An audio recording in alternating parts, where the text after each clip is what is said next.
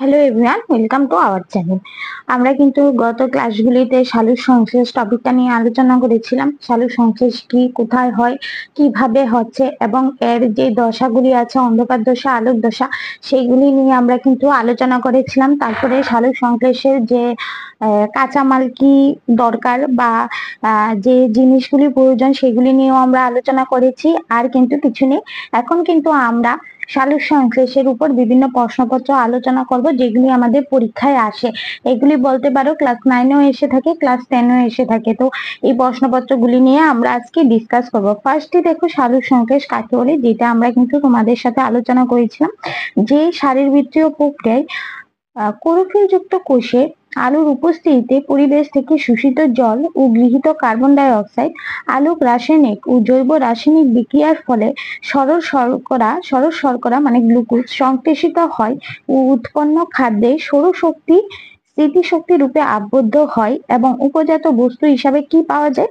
পরিবেশ থেকে গৃহীত কার্বন ডাই অক্সাইডের সম অণু অক্সিজেন ও জল উৎপন্ন হয়, তাকে কিন্তু ফটোসিনথেসিস বলে। অর্থাৎ আমরা বলেছিলাম যে সালোক সংশ্লেষটা কি। সালোক সংশ্লেষটা হলো আমরা যে বায়ুমণ্ডল থেকে কার্বন ডাই অক্সাইড, তারপরে জল, তারপরে যে কার্বন ডাই অক্সাইড হয়, জল হয়, তারপরে এখানে কি হয়েছে ক্লোরোফিলের মধ্যে যে নিয়ে আমরা কি করছি, নিয়ে আমরা যে খাদ্য তৈরি করছি এবং যে পরিমাণে কার্বন ডাই অক্সাইড নিচ্ছি সেই পরিমাণে অক্সিজেন বের হচ্ছে এবং জল উৎপন্ন হচ্ছে, তাই কিন্তু সালোক সংশ্লেষ বলে। যেটা আমরা কিন্তু একদম প্রথম ক্লাসে দেখেছিলাম। আশা করি এত বেশি বোঝাতে হবে না তোমাদের। তারপর উপচিতি বিক্রিয়া বিপাক কেন বলা হয়?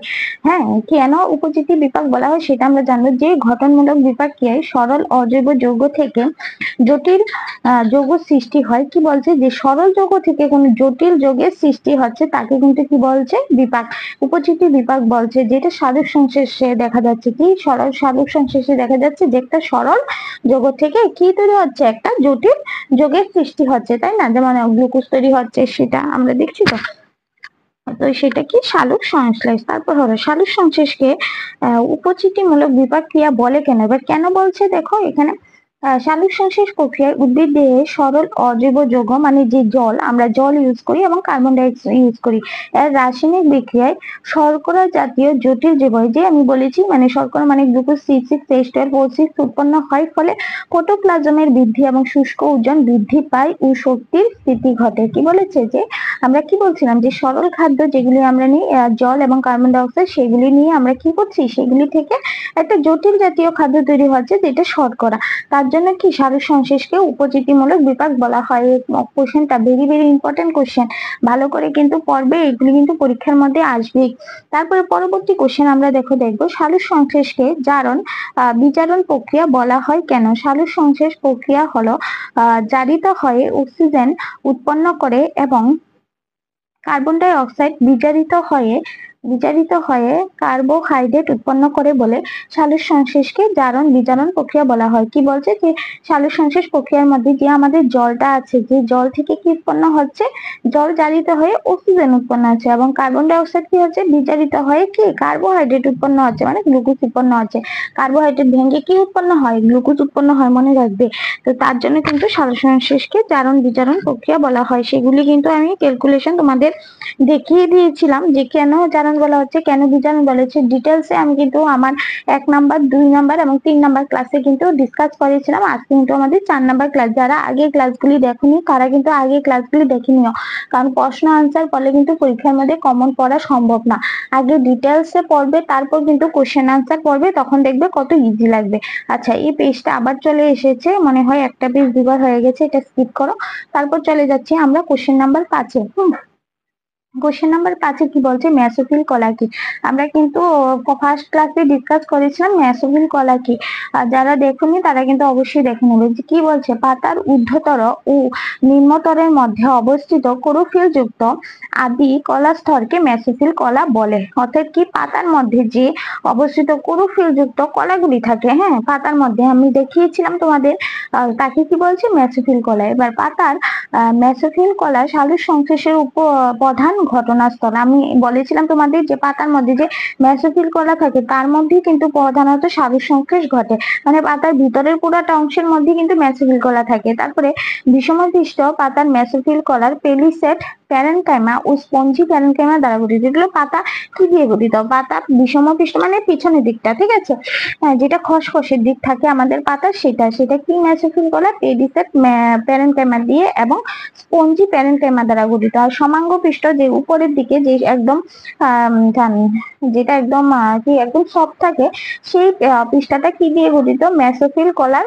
স্পঞ্জি প্যারেনকাইমা দিয়ে গঠিত। তাহলে আমরা কি দেখছি যে পাতা কি জাতীয় কলা দ্বারা গঠিত? একটা হলো পেলিসেট প্যারেনকাইমা আর একটা স্পঞ্জি প্যারেনকাইমা। এই দুইটা মেসোফিল কলা দিয়ে কিন্তু পাতা গঠিত, ঠিক আছে। দ্বিবীজপত্রী উদ্ভিদের ক্ষেত্রে মেসোফিল কলার উপরের দিকে পেলিসেট প্যারেনকাইমা এবং নিচের দিকে স্পঞ্জি প্যারেনকাইমা নামক দুটি কলা স্তরে বিবর্ধিত। কিন্তু সমাঙ্গপৃষ্ঠ পাতা মেসোফিল কলায় কেবলমাত্র স্পঞ্জি প্যারেনকাইমা থাকে, একমাত্র কোরোফিলি সূর্যালোকের শোষণে সক্ষম। এই এখানে দেখো সেম কথাই বলছে যে কি প্যারেনকাইমা দিয়ে গঠিত, যে মেসোফিল কলা, কি মেসোফিল কলা, পেরিফেট প্যারেনকাইমা আর স্পঞ্জি প্যারেনকাইমা, এই দুইটা প্যারেনকাইমা দিয়ে কি গঠিত? আমাদের পাতা গঠিত, মেসোফিল কলা আর কি ভিতরে পাতা সবটাই মানে মেসোফিল কলা দ্বারা গঠিত।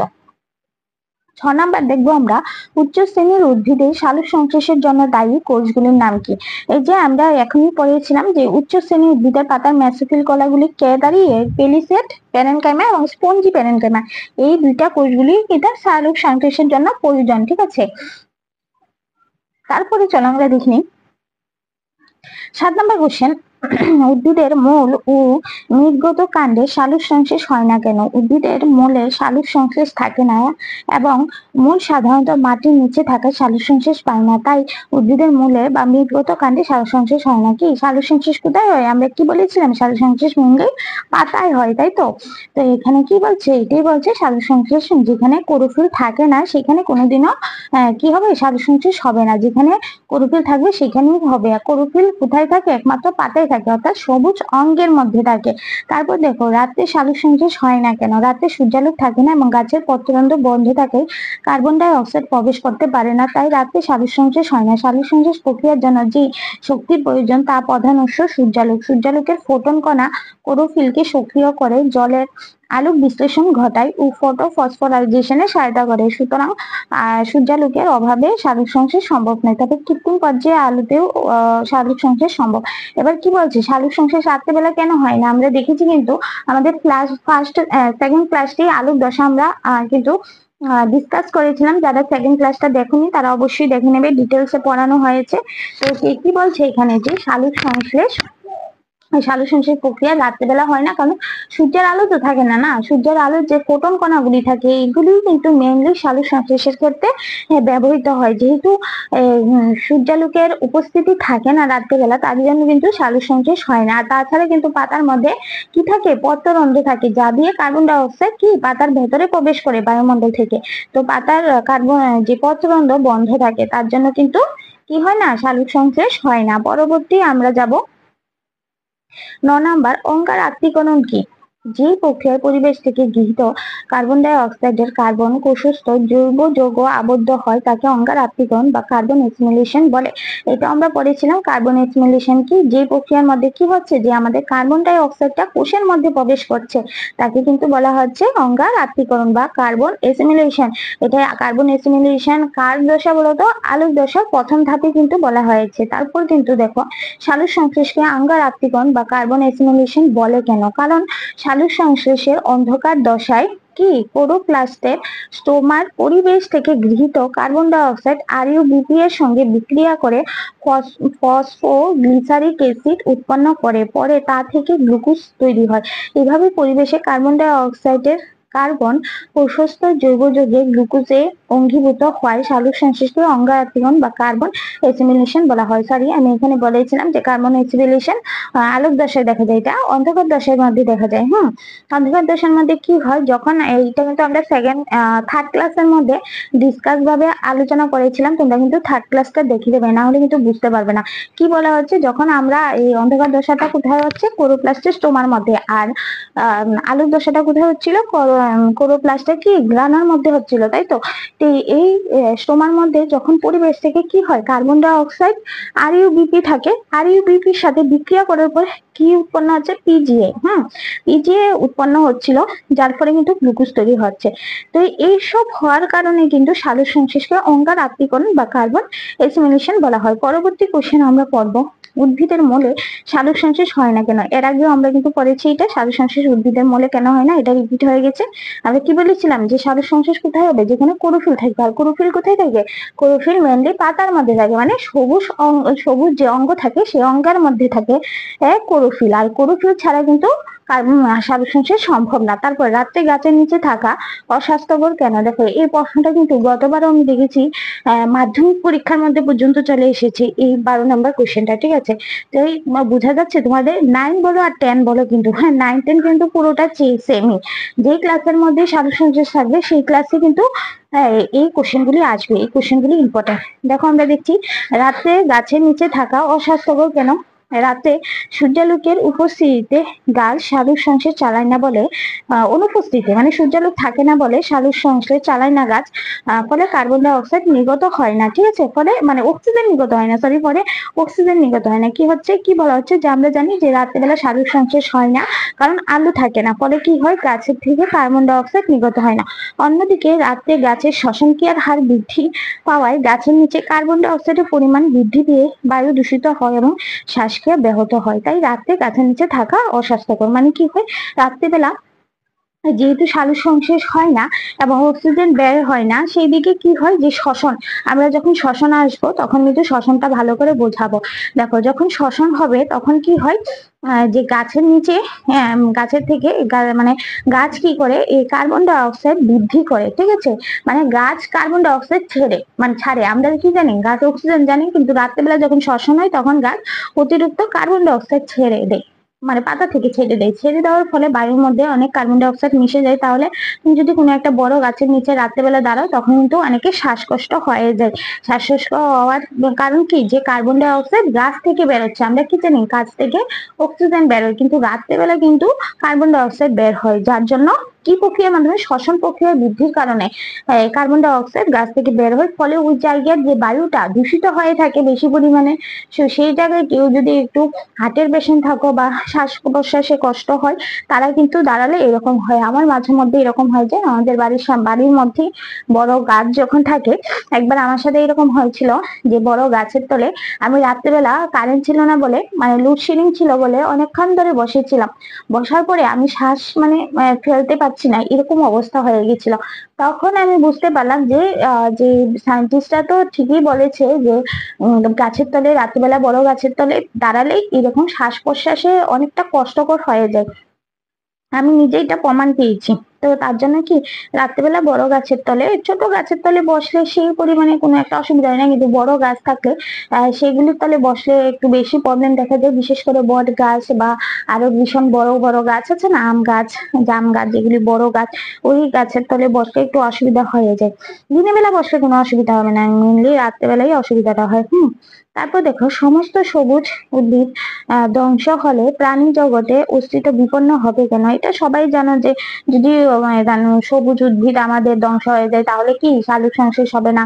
সালোক সংশ্লেষ না হলে অক্সিজেন বেরোবে না। অক্সিজেন না বেরোলে আমরা কি করব, আমরা অক্সিজেন ছাড়া বাঁচতে পারবো না। আর তাছাড়া সালোক সংশ্লেষ প্রক্রিয়ার মাধ্যমে যে বায়ুমণ্ডল থেকে কার্বন ডাই অক্সাইড কি গাছে নেয়, নিয়ে সালোক সংশ্লেষ করে, ওই কার্বন ডাই অক্সাইড পরিমাণ বেড়ে যাবে আর অক্সিজেনের পরিমাণ কমে যাবে, যার জন্য কি প্রাণী জগৎ বাঁচতে পারবে না, অর্থাৎ প্রাণী জগৎ মারা যাবে।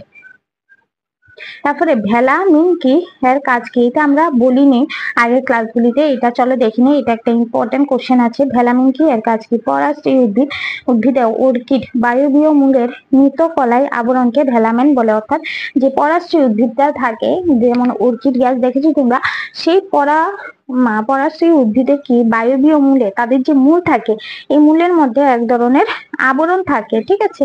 আবরণকে কি বলা হচ্ছে, ভেলামিন। এর সাহায্যে পরাশ্রয়ী উদ্ভিদরা বায়ুমণ্ডল থেকে জলীয় বাষ্প শোষণ করে। এর মাধ্যমে কি করে, যে জলীয় বাষ্প শোষণ করে কি এই পরাশ্রয়ী উদ্ভিদরা, ঠিক আছে। তারপর পরবর্তী দেখবো 15 নাম্বার কোশ্চেন, ক্লোরোসিস কি। ক্লোরোসিস কি, মাটিতে ম্যাগনেসিয়াম Mg এবং নাইট্রোজেনের অভাব ঘটলে উদ্ভিদের ক্লোরোফিল সংশ্লেষণ ব্যাহত হয়, যার ফলে গাছের সবুজ পাতা হলুদ হয়ে যায়। যে সবুজ গাছের যখন সবুজ পাতা দেখবে হলুদ হয়ে যাচ্ছে, বেশিরভাগ কিন্তু আমরা দেখি যে গাছের পাতাগুলি হলুদ হয়ে যাচ্ছে এবং তারপর কিন্তু ঝরে পড়ে যায়, তাই না? কিসের অভাবে? যে ম্যাগনেসিয়াম এবং নাইট্রোজেনের যখন গাছের মধ্যে অভাব হয়ে যায় তখন কি হয়, ক্লোরোফিল সংশ্লেষণ হয় না। ক্লোরোফিল সংশ্লেষণ না হলে ওই জায়গাটা সবুজ থাকবে না। আমরা কি বলেছিলাম, যে জায়গায় সবুজ থাকবে সেই জায়গায় মানে কি ক্লোরোফিল আছে। যেহেতু ম্যাগনেসিয়াম এবং অক্সিজেনের অভাবের ফলে পাতার মধ্যে সবুজ রংটাই চলে যায়, সবুজ রংটা চলে কি হয়, হলুদ হয়ে যায়, যার জন্য একে বলা হয় ক্লোরোসিস। আজ থেকে মনে রাখবে। দেখো, বায়োলজি এমন একটা সাবজেক্ট, সেটা শুধু পর্যবেক্ষণ মাধ্যমে তুমি যা দেখছো চোখের সামনে তার মধ্যে কিছু না কিছু কিন্তু বায়োলজি লুকিয়ে আছে। আমাদের দৈনন্দিন জীবনে প্রতিটা দিন প্রতিটা সময় কিন্তু বায়োলজি রিলেটেড। আমি তোমাদের সাথে একটা কথা শেয়ার করি। আমি যখন বিদ্যালয়ে পড়তাম, মানে কলেজে পড়তাম, বিদ্যালয় শেষ কলেজে পড়তাম, তখন আমি বোটানি ছিল আমার মেইন সাবজেক্ট। তো বোটানি মানে কি, গাছপালা। তোমরা জানো যে বায়োলজিকে স্কুল থেকে যখন কলেজে উঠবে 3টা ভাগে ভাগ করবে, জুলজি, বোটানি এবং হিউম্যান ফিজিওলজি। জুলজির মধ্যে বিভিন্ন ধরনের তুমি প্রাণী নিয়ে কাজ করবে, আর যে বোটানি তার মধ্যে গাছ নিয়ে আলোচনা করবে, আর হিউম্যান ফিজিওলজি মানে হয় যে মানুষের বিভিন্ন অঙ্গাণু নিয়ে কাজ করবে। তো সেই ক্ষেত্রে কি হয়, যখন আমি বোটানি নিয়েছিলাম মানে গাছপালা নিয়ে, আমি গাছপালাকে খুবই ভালোবাসি। তো আমি যখন মানে বাড়ি থেকে বের হতাম, এবং কলেজ মনে করো আমার বাড়ি থেকে 5-6 কিলোমিটার দূরে, তখন 5-6 কিলোমিটার পর্যন্ত আমি হেঁটে চলে যেতাম, ঠিক আছে? তো ওই হাঁটার পথে রাস্তার মধ্যে আমি কি গাছ দেখতাম, ছোট গাছ বড় গাছ, ওইটা কোন প্রজাতির অন্তর্গত তোমরা ক্লাসিফিকেশন পড়বে, দেখবে ওই ক্লাসিফিকেশনের মধ্যে আছে কোন গাছ কোন ক্লাসিফিকেশনের অন্তর্গত। তো আমি যেতে যেতে রাস্তা দিয়ে কিন্তু সেই গাছগুলি দেখতাম, এবং আমি মনে মনে ভাবতাম এই গাছটা এই ক্লাসিফিকেশনের অন্তর্গত, এই গাছটার মধ্যে এই আছে, সেগুলি সব কিন্তু আমি রাস্তা দিয়ে যেতে যেতে ভাবতাম। তার জন্য কিন্তু কি হতো, আমার বায়োলজিটা অনেকটা স্ট্রং ছিল, যার জন্য যদিও ফিজিক্স কেমিস্ট্রিটা যাদের বায়োলজি মানে সাবজেক্ট থাকে তারা ফিজিক্স কেমিস্ট্রিতে একটু উইক হয়, যেটা আমার ক্ষেত্রেও সেমই হয়েছিল। আমরা ফিজিক্স কেমিস্ট্রি থেকে আমি তো বায়োলজিটা মানে বায়োলজি নিয়ে পড়েছি, আর বায়োলজি আমার ভালোবাসা ছিল। দেখো, পড়াশোনাটা হলো ভালোবাসা। যদি কেউ তোমাকে জিজ্ঞেস করে তোমার জীবনের প্রথম ভালোবাসা কি, সেটা কিন্তু অবশ্যই পড়াশোনা হওয়া দরকার। পড়াশোনা এমন একটা ভালোবাসা, যে ভালোবাসা হয়তো তোমার অনেকটা দিন লাগবে তোমাকে একটা ভালো জায়গায় নিয়ে যেতে, কিন্তু এমন না যে তোমাকে ছেড়ে চলে যাবে। আজকাল দিনে কি হয়, যে ভালোবাসার লোক কি করে যায়, ছেড়ে চলে যায়, তাই তো নাকি? কিছু একটা যদি হয়, মা বাবা কোনোদিনও কিন্তু ছেড়ে যায় না, তাই তো? ছেড়ে যায় কি? কোনোদিন কি এমন হয়েছে তোমার মা বাবা তোমাকে ছেড়ে দিয়ে গেছে কোনো একটা ভুল করেছো বলে? কিন্তু ভালোবাসার লোক কিন্তু কিছু করার ফলে ছেড়ে দিয়ে চলে যায়, ঠিক তো? তাই নাকি? তো পড়াশোনাকে ভালোবাসা, প্রথম ভালোবাসা মনে করো। এই ভালোবাসা কোনোদিনও তোমাকে ছেড়ে যাবে না। তোমার বয়স 26 হোক, 27 হোক, 30 হোক, তোমার বয়স 60 হোক, মৃত্যুর আগ পর্যন্ত এই যে পড়াশোনা নামক ভালোবাসাটা কোনোদিন তোমাকে ছেড়ে যাবে না। তো তার জন্য কি করতে হবে, পড়াশোনাটাকেই ভালোবাসো রে বাবা। যখন বড় হবে না তখন বুঝতে পারবে যে এই ভালোবাসা যে তোমাদের জীবনে তোমাদের কোথায় নিয়ে দাঁড়া করাবে, মানে তোমরা বুঝতে পারবে না। আমার জীবনে আমি মনে করি পড়াশোনাই আমার প্রথম ভালোবাসা, এবং আজও যখন আমি বিভিন্ন স্কুলে মানে কাজ করি তখনও কিন্তু আমি এই পড়াশোনাটাকেই আমার জীবনে প্রথম রেখেছি। যার জন্য কি হয় বলতো, যে তুমি যখন পড়াশোনাকে ভালোবাসবে তখন কিন্তু জীবনের একটা ভালো জায়গায় গিয়ে পৌঁছাতে পারবে। একমাত্র জীবনের শেষ পর্যন্ত পড়াশোনা নামক ভালোবাসাটি পাশে থাকবে, আর কেউ পাশে থাকবে না, কেউ না। মা বাবা তো একটা সময় পরে থাকবে না, না ওদের বয়স হয়ে যাবে, তারপর যেহেতু জন্ম হয় তাহলে মৃত্যুও মানে বাধ্যতামূলক। মা বাবা বলতে কেউ থাকবে না, আর তুমি যাকে তোমার মানে জীবন সাথী মনে করবে একটা পর্যায়ে এসে দেখবে সেও তোমার পাশে থাকবে না। তো তার জন্য কি করতে হবে, পড়াশোনাটাকে কিন্তু এমন ভাবে করতে হবে যে এই পড়াশোনা নামক ভালোবাসাটা তোমার একদম বাধ্যতা পর্যন্ত তোমার পাশে থাকবে, এবং তোমাকে জীবনের অনেক উঁচু ধাপে নিয়ে চলে যাবে। সেটা আমি আমার নিজের এক্সপিরিয়েন্স থেকে বলতে পারি। হ্যাঁ, কারণ জীবনে একটা মুহূর্তে তুমি দাঁড়িয়ে দেখবে তোমার পাশে কেউ নেই, আপন বলতে কেউ থাকবে না, একমাত্র পড়াশোনাটা থাকবে। হ্যাঁ, পড়াশোনাটা সাফল্য হতে অনেকটা সময় লাগে, বলে না? কথাই তো আছে, আমাদের বাঙালির কথাই আছে না, যে कुछ पाने के लिए कुछ खोना पड़ता है। তো এই পড়াশোনা নামক জিনিসটা দিয়ে তুমি কিছু পেতে গেলে তোমার অনেক তপস্যা করতে হবে। আমরা জীবনে অনেক তপস্যা করেছি, অনেক কষ্ট করেছি, যার পর কিন্তু সাকসেসের মুখ দেখতে পেরেছি। কিসের কারণে? শুধুমাত্র এই ভালোবাসা, এই পড়াশোনা নামক ভালোবাসাটার জন্য। তো যারাই আমার ক্লাস দেখছো তাদেরকে বলে রাখবো যে পড়াশোনাটাকে জীবনের প্রথম ধাপ মনে করো। হ্যাঁ, অনেকগুলি ক্লাস বলে, অনেকগুলি কথা বলে দিয়েছি, আর জানি না তোমাদের ভালো লাগবে কিনা, কিন্তু আমার পড়া এরকমই। আমি কিন্তু পড়ার মাঝে মাঝে জীবনের যে পথগুলি তোমরা চলবে সেই পথগুলি কিন্তু আমি আগে থেকেই বলে দিয়ে রাখি। যারা আমার কথাগুলি শুনবে তারা কিন্তু জীবনে অনেক কিছু করতে পারবে এবং একটা পর্যায়ে গিয়ে মনে হবে না ম্যাম তো ঠিকই বলেছিল। তো চলো পরবর্তী পর্যায়ে আমরা দেখে নিই। ফটোলাইসিস বা জলের আয়নীকরণ বলতে কি বোঝো? আমরা দেখেছিলাম জলের আয়নীকরণ কিভাবে হয়। জলের সংকেত কি থাকে? H2O, এবং যা ব্যঙ্গে কি হয়? H+ এবং কি OH- কিন্তু হয়। সেটা আমি কিন্তু তোমাদের ক্লাস নাম্বার 1-এ দেখিয়ে দিয়েছিলাম। পরবর্তী দেখো, সালোক সংশ্লেষে প্রয়োজনীয় উপাদানগুলি কি কি? সালোক সংশ্লেষে প্রয়োজনীয় উপাদানগুলি কি? দুটা আছে, আমরা দেখেছিলাম যে দুইটা ছিল।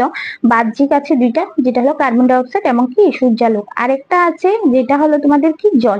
আর অভ্যন্তরীণ কি আছে? শুধুমাত্র ক্লোরোফিল। ঠিক আছে, ক্লোরোফিল থাকে, একটা বাহ্যিক এবং একটা অভ্যন্তরীণ থাকে। অভ্যন্তরীণ শুধু একজনই থাকে, ক্লোরোফিল, যেটা পাতার মধ্যে থাকে। আর বাহ্যিক থাকে কার্বন ডাই অক্সাইড, সূর্যালোক এবং জল। এগুলি কিন্তু ভেরি ভেরি ইম্পর্টেন্ট। এগুলি না থাকলে কিন্তু সালোক সংশ্লেষ কোনোভাবেই হবে না। তারপর উদ্ভিদের জলের আলোক বিশ্লেষণ কোথায় ও কখন ঘটে? জলের আলোক বিশ্লেষণ বা ফটোলাইসিস ক্লোরোপ্লাস্টের গ্রানায় ঘটে। আমরা বলেছিলাম ক্লাস নাম্বার, এটা হলো 2-তে বলেছিলাম যে আলোক বিশ্লেষণ বা ফটোলাইসিস কোথায় হয়? ক্লোরোপ্লাস্টের গ্রানার মধ্যে হয়। ঠিক আছে, ফটোলাইসিস প্রক্রিয়াটি দিনের বেলায় সূর্যালোকের উপস্থিতিতে ঘটে, এটা আমরা কিন্তু বলেছিলাম। তারপর দেখো, হিল বিক্রিয়াকে 1940 সালে বিজ্ঞানী রবার্ট হিল কোষ থেকে সংগৃহীত ক্লোরোপ্লাস্ট হাইড্রোজেন গ্রাহক পটাশিয়াম ফেরিক অক্সালেট এবং জলের মিশ্রণের আলো প্রক্রিয়া প্রয়োগ করে দেখান যে পটাশিয়াম ফেরিক অক্সাইড বিজারিত হয়ে ফেরাস অ্যাক্সেলেটে হয় এবং অক্সিজেন গ্যাস উৎপন্ন করে। এই বিক্রিয়াকে হিল বিক্রিয়া বলে। বিজ্ঞানী যে হিল, সেই বিজ্ঞানী রবার্ট হিল কি করেছিল? এটা বিক্রিয়া করে দেখিয়েছিল, যার জন্য এটাকে কি বলা হচ্ছে? হিল বিক্রিয়া। তারপর আলোক দশার প্রয়োজনীয় উপাদানগুলি কি কি? আলোক দশার প্রয়োজনীয় উপাদানগুলি কি কি? আলোক দশার প্রয়োজনীয় উপাদানগুলি হলো সূর্যালোক, জল, ক্লোরোফিল। আর অন্যান্য সহায়কগুলি কি ছিল? NADP, যেটা আমরা বলেছিলাম, ADP, যেটা আমরা বলেছিলাম। তারপর দেখো, আলোক দশায় উৎপন্ন পদার্থগুলি কি কি উৎপন্ন হয়েছিল? NADPH+H+, এটা আমি কিন্তু তোমাদের বলেছিলাম, ফুডফর্ম কিন্তু বলেছিলাম। তারপর ATP, তারপর H2O মানে জল, তারপর কি? অক্সিজেন। এগুলি কিন্তু ভেরি ভেরি ইম্পর্টেন্ট কোশ্চেন। অন্ধকার দশার প্রয়োজনীয় উপাদানগুলি কি কি? বা কেলভিন চক্রের প্রয়োজনীয় উপাদানগুলি কি কি? কেলভিন চক্রে কি প্রয়োজনীয় হয়েছিল? আমরা বলেছিলাম যে আলোক দশার থেকে এমন দুইটা জিনিস যাবে যার ফলে কিন্তু অন্ধকার দশায় কাজে লাগবে। কোন দুইটা জিনিস গিয়েছিল? একটা হলো ATP গিয়েছিল, আর একটা NADPH+H+ গিয়েছিল। কিন্তু এই অন্ধকার দশায় প্রধান উপাদান দ্রব্যটি হলো গ্লুকোজ। তাছাড়া কি RUBP, NADP এবং কি হয়েছিল? ATP কিন্তু উৎপন্ন হয়েছিল। তারপর চলো আমরা দেখি এই যে NADPH+H+ এর থেকে কি উৎপন্ন হয়েছিল? NADP।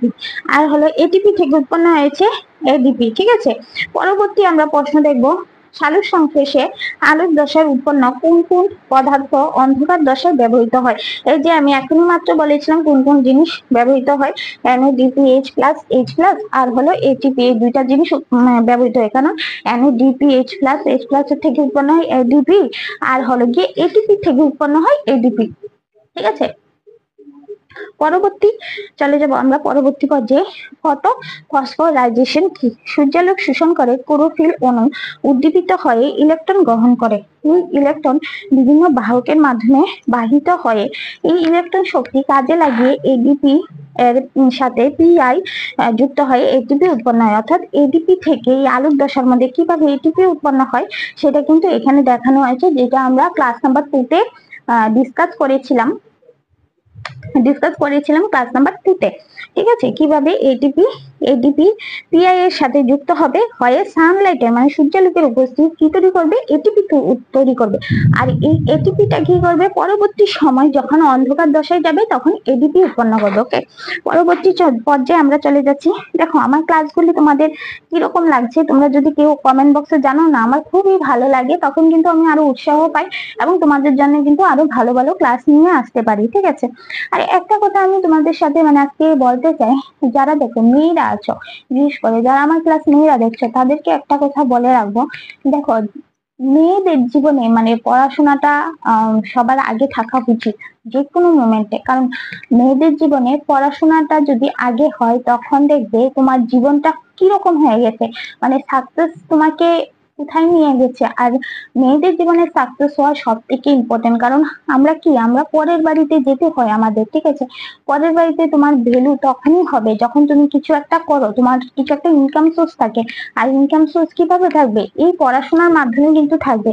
তো সেটা ভেবে কিন্তু পড়বে। যারা ছেলেরা আছে, দেখো ছেলেরা জন্মে থেকে ওদের কিছু না কিছু করতে হবে, মানে ইনকাম সোর্স ওদের থাকতে হবে, সেটা জন্ম থেকেই। কিন্তু মেয়েদের যদি এটা বলে বসে থাকো যে না পরবর্তী পর্যায়ে আমাদের বিয়ে হয়ে যাবে, অন্য একটা বাড়িতে চলে যাবো, হ্যাঁ আমাদের কোনো প্যাশন নেই, দেখো এরকম জিনিসটা যে ভাববে সেই জীবনে পস্তাবে, এরকম কিছু না। কিন্তু ছেলেদের ইনকাম করা যতটা ইম্পর্টেন্ট, মেয়েদের তার থেকে বেশি ইম্পর্টেন্ট, কারণ মেয়েদের নিজের বাড়িতে থাকতে পারে না, মেয়েরা পরের বাড়িতে গিয়ে থাকতে হয়।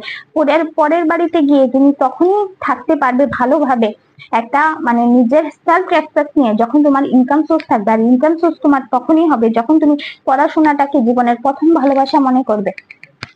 দেখো পরবর্তী আমরা চলে যাব, ক্যালভিন চক্র কাকে বলে। দেখো আমি কথাগুলি বলা আমার তোমাদের সাথে ঠিক কিনা ভুল সেটা আমি জানি না, কিন্তু আমি পড়াতে গেলে এইরকমই, কারণ বাস্তবতার সাথে পড়াশোনা রিলেটেড করতে হবে। তুমি যদি বাস্তবতা না জেনে পড়াশোনা করো তাহলে কোনো কাজ হবে না। চলো পরবর্তী আমরা দেখে নেবো, ক্যালভিন চক্র কাকে বলে। সালোক সংশ্লেষের অন্ধকার দশায় যে চক্রাকার বিক্রিয়ার মাধ্যমে কার্বন ডাই অক্সাইড এবং এর সংযোজনে ফসফোগ্লিসারিক অ্যাসিড বিজারিত শর্করার সৃষ্টি এবং আরইউবিপি এর পূর্ণ সংশ্লেষণ ঘটে, তাকে ক্যালভিন চক্র বলে। আমি তো কিন্তু ক্যালভিন চক্র বা অন্ধকার দশা এটা কিন্তু ডিসকাস করেছিলাম আমাদের ক্লাস নাম্বার 3 মধ্যে, সেটা দেখে নেবে।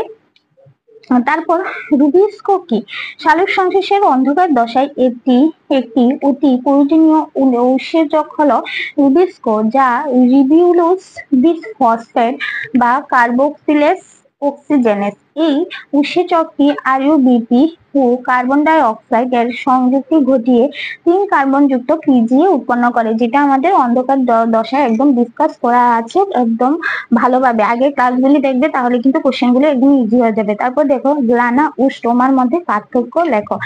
গ্রানা স্টোমার মধ্যে পার্থক্য জানি আমরা। গ্রানা কি হলো, কোরোপ্লাস্টের গ্রানা আর কোরোপ্লাস্টের স্টোমা। কোরোপ্লাস্টের গ্রানার মধ্যে আমাদের কি হয়ে থাকে, আলোক দশা।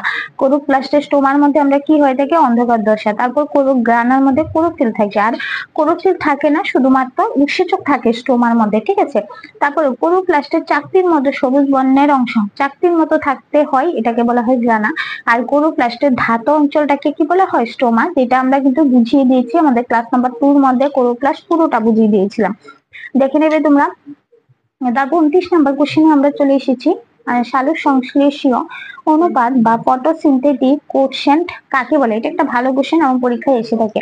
সালোক সংশ্লেষকালে কোনো গ্লুকোজ উৎপাদনের জন্য যে পরিমাণে অক্সিজেন উৎপন্ন হয় ও যে পরিমাণের কার্বন ডাই অক্সাইড গৃহীত হয় তার অনুপাতকে কি বলা হয়, সালোক সংশ্লেষীয় অনুপাত বা ফটোসিনথেটিক কোএফিসিয়েন্ট বলা হয়। ঠিক আছে, মানে পিকিউ কি সালোক সংশ্লেষকালে উৎপন্ন কার্বন ডাই অক্সাইডের আয়তন বাই হলো কি সালোক সংশ্লেষকালে ব্যবহৃত অক্সিজেনের আয়তন। এটা কিন্তু অনেকবার পরীক্ষার মধ্যে এসে থাকে। এটা কিন্তু শ্বসনের ক্ষেত্রে আছে, যে শ্বসন কোশ্চেন বা আর কিউ কি, এখানে পি কিউ হইতে হবে, আর কিউ শ্বসন যখন পড়াবো তখন বলে দেব। তারপর দেখো সালোক সংশ্লেষের দুটি প্রধান তাৎপর্য উল্লেখ করো। ফার্স্ট হলো শর্করা জাতীয় খাদ্য তৈরি হয়, সেকেন্ড হলো পরিবেশে কার্বন ডাই অক্সাইড এবং অক্সিজেনের মধ্যে যে সমতাটা থাকে সেটা বজায় থাকে। বজায় থাকে তো না। কার্বন ডাই অক্সাইড যে পরিমাণে নেওয়া হয় সেই পরিমাণে কিন্তু অক্সিজেন ফিরিয়ে দেওয়া হয় বায়ুমণ্ডলের মধ্যে। তারপর দেখো বায়ু শোধনে তার জন্য কিন্তু বলা হয় যে বেশি পরিমাণে গাছ লাগানোর জন্য, কারণ গাছ যখন সালোক সংশ্লেষ করবে তখনই কি বায়ুমণ্ডল থেকে কার্বন ডাই অক্সাইড যাবে এবং সম পরিমাণে অক্সিজেন ফিরে আসবে। আর তোমরা জানো যে আমাদের দৈনন্দিন জীবনে যেসব জিনিস ইউজ করি তার থেকে সব থেকে বেশি কার্বন ডাই অক্সাইড বেরিয়ে যায়। সব থেকে বেশি তোমরা দেখো আমরা কি পরিমাণে গাড়ি চলে আমাদের রাস্তার মধ্যে, গাড়ি, বাইক, মোটরসাইকেল কি পরিমাণে চলে, তার থেকে কি বেরোচ্ছে, এই যে ধোঁয়াগুলি সেটি কার্বন ডাই অক্সাইড বেরোচ্ছে। তো বেশি পরিমাণে গাছ যখন লাগাবে এই কার্বন ডাই অক্সাইড গুলি কি করবে, গাছ সালোক সংশ্লেষে ব্যবহার করবে এবং সম পরিমাণে অক্সিজেন ফিরিয়ে দেবে। তার জন্য এখন দেখবে বড় বড় রাস্তার পাশে কিন্তু গাছ লাগানো হয় আর সরকারের তরফ থেকে। একটা জিনিস মনে রাখো যে একটা জিনিস যদি ভালো করতে পারো, প্রতি বছর আমাদের জন্মদিন হয়ে থাকে, তাই তো? তো প্রতি জন্মদিনে যদি একটা করে গাছ লাগাও তোমার বাড়িতে, তাহলে তোমার যদি 30 বছর হয়ে যায় তাহলে তোমার কয়টা গাছ হয়ে যাবে? দেখো 1-2 বছর থেকে তো আমরা বুঝবো না, যাই আমরা বুঝি না কেন, মনে করো 10-15 বছর থেকে, তাহলে যদি 15 বছর থেকেও ধরি আমি 30 বছর পর্যন্ত প্রতি জন্মদিনে আমি একটা করে গাছ লাগাই, তাহলে কিন্তু আমার কয়টা থাকবে? 15টা গাছ হয়ে যাবে। আর আমি দেখো এই জিনিসটা করি প্রতিটা আমার জন্মদিনে একটা করে আমি গাছ লাগাই বাড়িতে, যার জন্য আমার অনেক বড় একটা বাগান হয়ে গেছে। তাহলে চলো আমরা পরবর্তী আমরা দেখে নেবো। এটা বলছিলাম 31 নম্বর, বায়ু শোধনে সালোক সংশ্লেষের ভূমিকা কি? দহন ও শ্বসনে পরিবেশে কার্বন ডাই অক্সাইড উৎপন্ন হয়ে পরিবেশকে দূষণ করে। তারপর কি হচ্ছে, সালোক সংশ্লেষের সময় উদ্ভিদ পরিবেশের কার্বন ডাই অক্সাইড গ্রহণ করে ও অক্সিজেন নির্গত হয়, ফলে পরিবেশে কার্বন ডাই অক্সাইডের পরিমাণ কমে যায় এবং অক্সিজেন পরিমাণ বেড়ে যায়, কিন্তু বায়ু শোধন বলা হয়, যেটা আমি এখনই বলেছিলাম তোমাদের। তারপর দেখো সবুজ গাছ কিভাবে আমাদের শ্বাস ক্রিয়ায় সাহায্য করে। এটা তো একদমই ইজি কোশ্চেন। জানো যে কার্বন ডাই অক্সাইড সালোক সংশ্লেষের মাধ্যমে নেয় পাতা এবং গাছ নেই এবং অক্সিজেন সম পরিমাণে ছাড়ে, তার জন্য আমরা শ্বাস ক্রিয়া চালাতে পারি। কারণ মানুষের শ্বাস ক্রিয়ার জন্য কি দরকার, হলো অক্সিজেন দরকার। তারপর সালোক সংশ্লেষ কিভাবে শক্তিতে রূপান্তর ঘটে। সালোক সংশ্লেষে আলোক দশায় ক্লোরোফিল সৌর শক্তিকে শোষণ করে রাসায়নিক শক্তিতে পরিণত করে। সৌরশক্তি নেই পাতার মধ্যে নিয়ে কি রাসায়নিক শক্তিতে কিন্তু উৎপন্ন করছে। এই রাসায়নিক শক্তি আমরা জানি যে আলোক দশার মধ্যে এটিপি উৎপন্ন হয়, সেই এটিপি কি উৎপন্ন হয়ে থাকে। এই এটিপি পরবর্তী সময় অন্ধকার দশায় গিয়ে কিন্তু এডিপি তৈরি করে নিচ্ছে। আলোক দশার পর্যায়গুলি এগুলো ভেরি ভেরি ইম্পর্টেন্ট। একটা দেখো সৌরশক্তি শোষণ ও ক্লোরোফিলের সক্রিয়তা, জলের আলোক বিশ্লেষণ বা ফটোলাইসিস, তারপর হলো বিজারিত গ্রাহক বা NADPH2 মানে হলো NADPH+S+, সেটাকে কিন্তু আমরা সহজে NADPH2 লিখে দেই। তারপর হলো সৌরশক্তির রাসায়নিক শক্তিতে রূপান্তরিত করা বা হলো ফটোফসফোরাইলেশন। তারপর অন্ধকার দশার পর্যায়গুলি কি কি, বা ক্যালভিন চক্রের ধারাগুলি কি কি? দেখো আমরা দেখবো এই যে অন্ধকার দশার পর্যায়গুলি কি আছে, কার্বন ডাই অক্সাইড সংবদ্ধীকরণ এবং PGA গঠন। তারপরে PGA থেকে PGALD বা হলো ফসফোগ্লিসারলডিহাইড গঠন, গ্লিসারলডিহাইড গঠন, ফসফোগ্লিসারলডিহাইড গঠন। এটা কিন্তু আমরা অন্ধকার দশার ডিটেলস আলোচনা আছে আমাদের ক্লাস নাম্বার 3 তে দেখে নেবে। তারপর শর্করা সৃষ্টি হয়, তারপর কি হয়, RUBP এর পুনরুৎপাদন হয়। তারপর কিন্তু আমরা চলে যাব আমাদের 36 নাম্বার কোশ্চেনে। সালোক সংশ্লেষ প্রক্রিয়ার উপজাত হিসাবে অক্সিজেন কিভাবে উৎপন্ন করে। সালোক সংশ্লেষে আলোক দশায় সক্রিয় ক্লোরোফিল জলের অণুকে বিশ্লিষ্ট করে কি তৈরি করছে, আমরা জানি H2O যখন ভাঙে তখন H+ এবং OH আয়ন উৎপন্ন আছে। এই OH মাইনাস আয়ন কি করছে, একটা ইলেকট্রন ত্যাগ করে OH এ পরিণত হচ্ছে এবং 4 অণু হাইড্রোক্সিল মূলক মানে 4OH থেকে 2 অণু জল এবং 1 অণু কিন্তু অক্সিজেন গঠন করছে। উৎপন্ন অক্সিজেন পাতায় পত্রানন দিয়ে কি করছে, পরিবেশে নির্গত হচ্ছে, যেটা আমরা কিন্তু তোমাদের অন্ধকার দশায় ভালো করে বুঝিয়ে দিয়েছি, দেখে নেবে একবার। তারপর সালোক সংশ্লেষ প্রক্রিয়া কিভাবে বিজারিত হয়ে NADPH2 মানে NADPH2 তৈরি হয়, মানে কি এটা NADPH+S+ আর কি, যেটা আমরা সুবিধার্থে এরকম লিখি। দেখো এখানে কি বলা হচ্ছে, সালোক সংশ্লেষে আলোক দশায় সূর্যালোকের প্রভাবে উত্তেজিত ক্লোরোফিল থেকে নির্গত ইলেকট্রন কতগুলি বাহকের মাধ্যমে পরিবাহিত হয়ে কোষ সহ কোএনজাইম বা হাইড্রোজেন গ্রাহক NADPH ও জলের আলোক বিশ্লেষণের ফলে উৎপন্ন হাইড্রোজেন আয়ন মানে H+ এর সঙ্গে যুক্ত হয়ে বিজারিত হয়। এবার দেখো যে 2 NADP প্লাস 4H+ আর কি হয়, 4টা ইলেকট্রন মাইনাস হয়ে যায়। তারপর কি হচ্ছে 2 NADPH2 উৎপন্ন হচ্ছে। এগুলি কিন্তু পরীক্ষার মধ্যে এসে থাকে।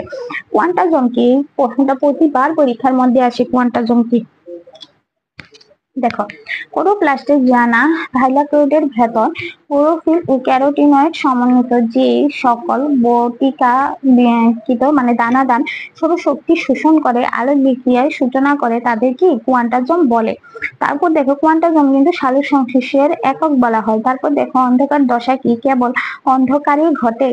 এটা কিন্তু অনেকে মনে করে অন্ধকার দশা কি অন্ধকারের মধ্যে ঘটে কিনা, মনে করে অন্ধকার দশা মানে হলো রাত্রেবেলা, শুধুমাত্র রাত্রেবেলা ঘটবে।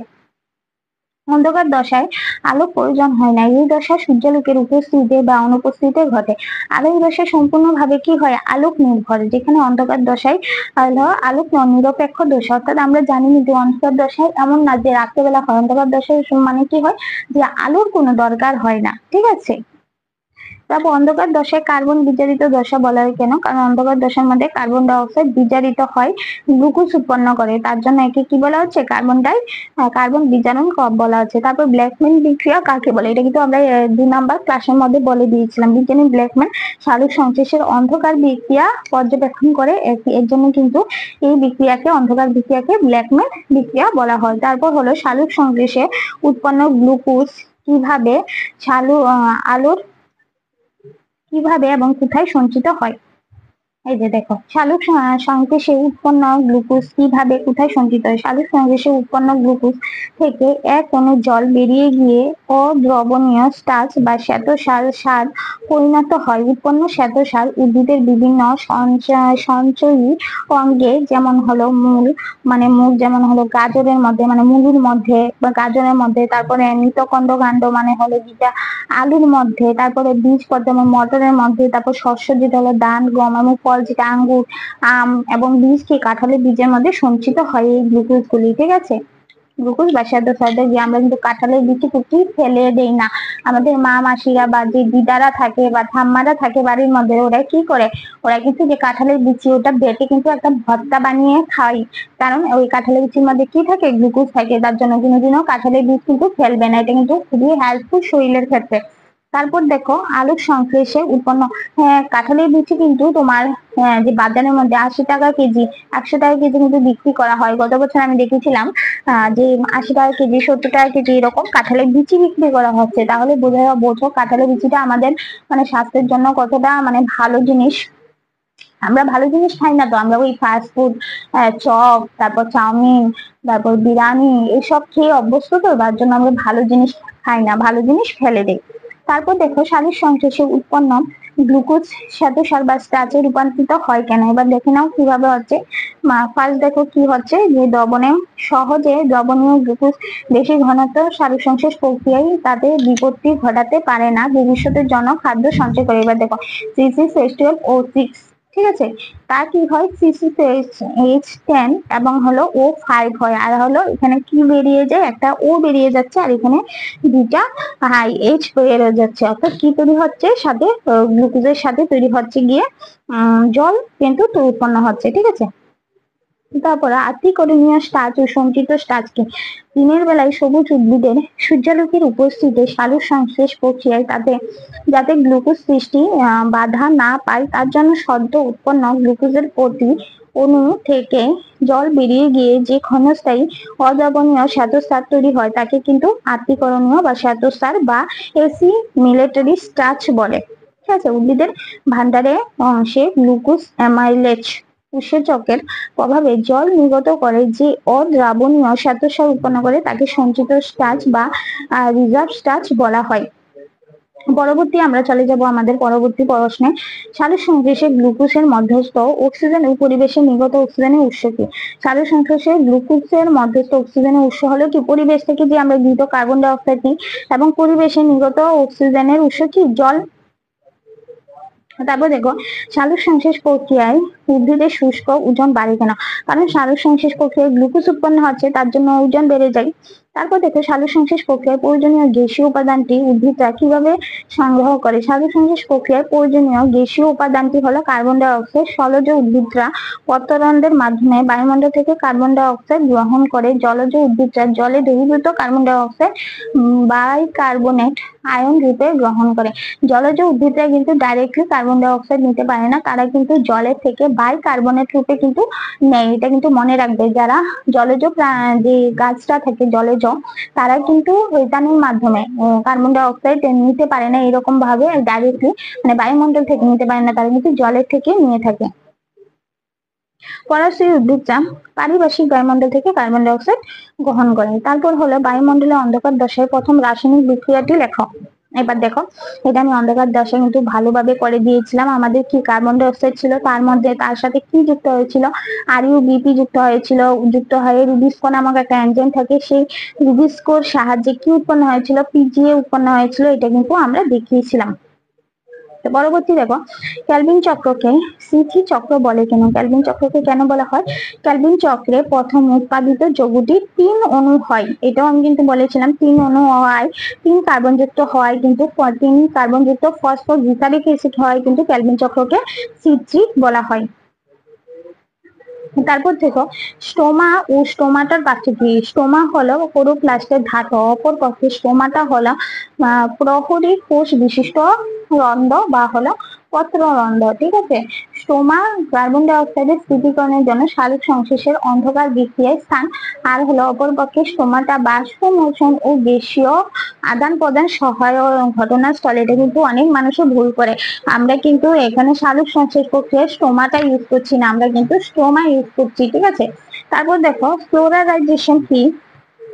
ধারাবাহিক আলো থেকে বিক্ষিপ্ত আলোতে সালোকসংশ্লেষের হার বেশি হয়। তীব্র আলোকে ক্লোরোফিল বিনষ্ট হয়ে সালোকসংশ্লেষ বন্ধ হয়ে যায়, একে ফ্লোরারাইজেশন বলে। ঠিক আছে, তারপর দেখো গাছের পাতা দেখতে সবুজ হয় কেন? আমরা তো বলেছি কেন সবুজ হয়, কারণ গাছের মধ্যে ক্লোরোফিল থাকে, তার জন্য পাতার মধ্যে ক্লোরোফিল থাকে, তার জন্য পাতা কি সবুজ হয়। তারপর আজকে আমাদের লাস্ট কোশ্চেন দেখো, আমরা আজকে 53টা কোশ্চেন পড়েছি। এই 53 কোশ্চেন গুলির মধ্যেই কিন্তু তোমাদের কোশ্চেন কমন পড়বে। এই 53 কোশ্চেনের মধ্যেই সালোকসংশ্লেষের কোশ্চেন আছে। সালোকসংশ্লেষের প্রতিবার কিন্তু কোশ্চেন এসেই থাকে, 2টা 3টা 4টা বলো, যতটাই কোশ্চেন আসে না কেন সালোকসংশ্লেষ থেকে প্রতিবার একটা কোশ্চেন কিন্তু আসে। আর আমি মনে করি এই কোশ্চেন গুলি যদি তোমরা পড়ে যাও তাহলে কিন্তু তোমাদের কমন পড়বে। তারপর দেখো লাস্ট কোশ্চেন, অ্যাকুয়ারিয়ামে মাছের সঙ্গে সবুজ গাছ রাখার সুবিধা কি? অ্যাকুয়ারিয়ামে সবুজ গাছ রাখলে সবুজ গাছ সালোকসংশ্লেষ প্রক্রিয়া চালিয়ে অক্সিজেনের নির্গত করবে এবং ওই অক্সিজেন মাছের শ্বাস প্রশ্বাসের প্রয়োজনীয় অক্সিজেন যোগাবে। আবার মাছের শ্বাস প্রক্রিয়ায় উৎপন্ন কার্বন ডাই অক্সাইড সবুজ গাছকে সালোকসংশ্লেষ চালাবার প্রয়োজনীয় অক্সিজেন সরবরাহ করবে। আমরা জানি যে গাছ কি করে সালোকসংশ্লেষ প্রক্রিয়ায় বায়ুমণ্ডল থেকে কার্বন ডাই অক্সাইড নেয় এবং কিন্তু আবার সালোকসংশ্লেষ শেষ হওয়ার পরে অক্সিজেন উৎপন্ন হয়, যেটা বায়ুমণ্ডলে ফিরিয়ে দেয় সম পরিমাণে। কিন্তু তো একটা যদি অ্যাকুয়ারিয়ামের মধ্যে মাছ থাকে, তার পাশে যদি আমি একটা গাছ লাগিয়ে দেই, তাহলে এই প্রসেসটা খুব ভালোভাবে হবে এবং মাছটা দীর্ঘদিন ধরে বেঁচে থাকবে এবং তার ক্ষেত্রে শ্বাস প্রশ্বাস চালানো কিন্তু খুব ভালো হয়ে যাবে। ঠিক আছে, তো আজকে কিন্তু আমরা 53টা কোশ্চেন আলোচনা করছি সালোকসংশ্লেষ চ্যাপ্টার থেকে, এবং আজকে কিন্তু আমরা সালোকসংশ্লেষ চ্যাপ্টার শেষ করে দিচ্ছি। পরবর্তী পর্যায়ে আমরা কিন্তু অন্যান্য টপিক নিয়ে আলোচনা করব। তো চলো আজকে এখানেই রাখছি। আর যারা এখনো আমাদের চ্যানেলকে সাবস্ক্রাইব করোনি, অবশ্যই একটা সাবস্ক্রাইব করে দেবে আর অবশ্যই একটা লাইক করবে। যদি আমার ক্লাস তোমাদের পছন্দ হয়ে থাকে, যদি মনে হয় যে আমি পড়াতে পারছি বা তোমরা আমার ক্লাস বুঝতে পারছো, ঠিক আছে, দেখো অনেক পরিশ্রম করার পরে এই ক্লাসগুলো কিন্তু দিতে হয়। এমন না যে এইরকম ভাবে বই থেকে তুললাম আর দিয়ে দিলাম, আমাদের কিন্তু আগে প্র্যাকটিস করতে হয়, তারপর কিভাবে সহজভাবে তোমাদের সামনে তুলে ধরবো সেটা কিন্তু আগে আমরা শিখি, তারপর কিন্তু তোমাদের সামনে তুলে ধরি। ঠিক আছে, অনেকটা পরিশ্রম করে, অনেকটা হার্ড ওয়ার্ক করে কিন্তু তোমাদের সামনে ক্লাসগুলো তুলে ধরি। তো তোমরা যদি একটু আমাদের কমেন্টস বক্সে বলো কিছু, তাহলে কিন্তু আমাদের অনেকটাই ভালো লাগে। আমি তো অনেকটাই উৎসাহিত হয়, যার জন্য কিন্তু আমি তোমাদের জন্য এরকম ক্লাস আরো নিয়ে আসবো। আর যদি কোনো কিছু বুঝতে অসুবিধা হয় অবশ্যই কমেন্ট বক্সে জানাবে, আমরা অবশ্যই দরকার হলে আবার রিমিডিয়াল ক্লাসে বুঝিয়ে দেবো, কিন্তু কেউ না বুঝে যাবে না, কারণ তোমাদের জন্য কিন্তু এতটা পরিশ্রম করা। তো চলো ভাই আজকে এখানে রাখছি।